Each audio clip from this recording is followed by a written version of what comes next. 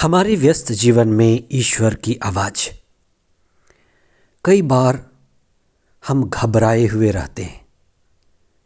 कितने ही लोग डरते हुए जीवन बिताते हैं और ये कहते हैं कि हम सुरक्षित नहीं हैं।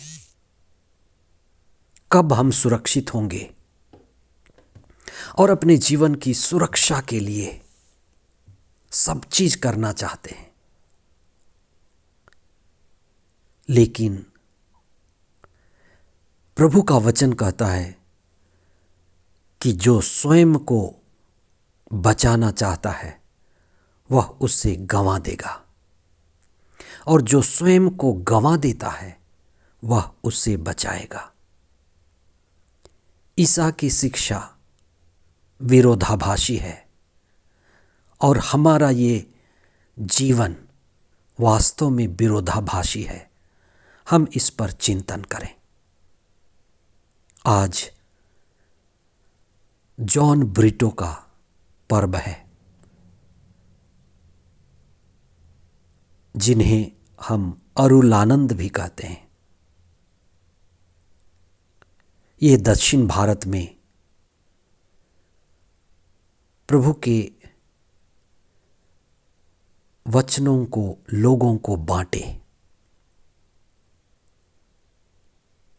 वे एक महान संत थे जिन्होंने भारतीय संस्कृति और सभ्यता, भारतीय जीवन शैली, पूजन पद्धति पर अत्यधिक कार्य किया।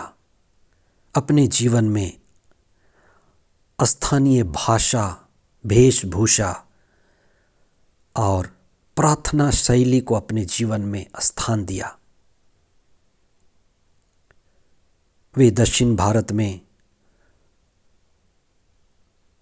तमिलनाडु में, विशेष करके तंजाउर, मदुराई इलाके में कार्य किए और वे शहीद भी हो गए। उन्होंने जो जीवन जिया वो आत्मत्याग का जीवन था। उनके जीवन से कुछ बातें हम सीख सकते हैं जो आज के सुसमाचार में प्रभु कहते हैं कि जब तक गेहूं का दाना जमीन में गिर नहीं जाता अकेला ही रहता है, लेकिन वह जब गिर जाता है, मिट्टी में दफनाया जाता है, तो कई गुना फल लाता है। इसलिए आज हम अपने जीवन को देखें कि हम क्या कर रहे हैं अपने जीवन से, ये जीवन हमें क्यों मिला है, और इस जीवन को जीते हुए जो हम जीवन जी रहे हैं उसको समझने में समय लगता है। इसलिए कुछ समय अपने लिए निकालें। हम सभी सत्य को पाना चाहते हैं, स्वयं को पाना चाहते हैं, प्रभु को पाना चाहते हैं, लेकिन स्वयं को पाने का मार्ग आत्मत्याग का मार्ग है, आत्म बलिदान का मार्ग है, क्रूस का मार्ग है। ईश्वर से जुड़ने का मार्ग स्वयं को मिटाने, गंवाने, अपने अहंकार को तोड़ने का मार्ग है। जैसे जब हम बच्चों के साथ खेलते हैं, बच्चों से जुड़ना चाहते हैं, एक होना चाहते हैं, तो हम बच्चों का स्वभाव धारण करते हैं। जब युवक युवतियों को हमें कुछ सिखाना हो, कुछ बोलना हो, तो हमें युवक युवतियों के जैसे बनना होता है। कुछ लोग पशु पक्षी के साथ समय बिताते हैं, उनको पालते हैं। जो कोई कुत्ते बिल्ली पालते होंगे वे उनके जैसे हो जाते हैं, उनसे खेलना, उनसे बातें करना।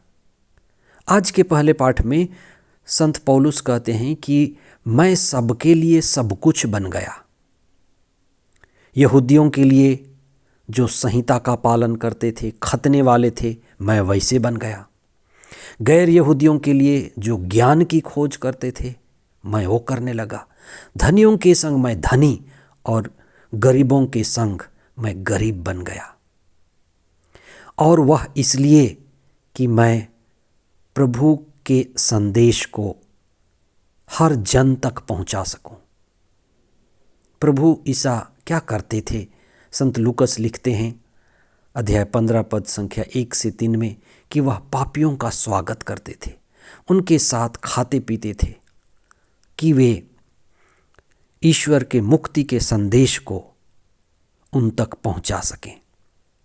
इसलिए हमारे लिए सबसे बड़ी बात है प्रभु की शिक्षा, जो आत्म त्याग और आत्म बलिदान की शिक्षा है। प्रभु की शिक्षा अहंकार को तोड़ने और मिटाने की शिक्षा है, और वही हमें मुक्त करती है, आज़ाद करती है। हम कुछ समय प्रभु के वचन को रोज पढ़ें, पढ़ने से भी ज़्यादा हम उन पर चिंतन करें, क्योंकि प्रभु का वचन हमें प्रभु से जोड़ता है और हमें सत्य की ओर, आत्म खोज की ओर, आत्मबोध की ओर ले चलता है। जिस तरह से जॉन ब्रिटो, अरुलानंद प्रभु के आनंद से आनंदित थे और अपने जीवन को मिटाने के लिए, गंवाने के लिए भी वे सामने आए कि वे लोगों के संदेश को मुक्ति के संदेश में बदल सकें। इसलिए हम प्रार्थना करें कि हम अपने शरीर को, मन को, जीवन को, संसाधनों को ईश्वर को समर्पित करें। अहंकार को तोड़ने के लिए, मिटाने के लिए साधना करें, जिससे हम प्रभु को पा सकें।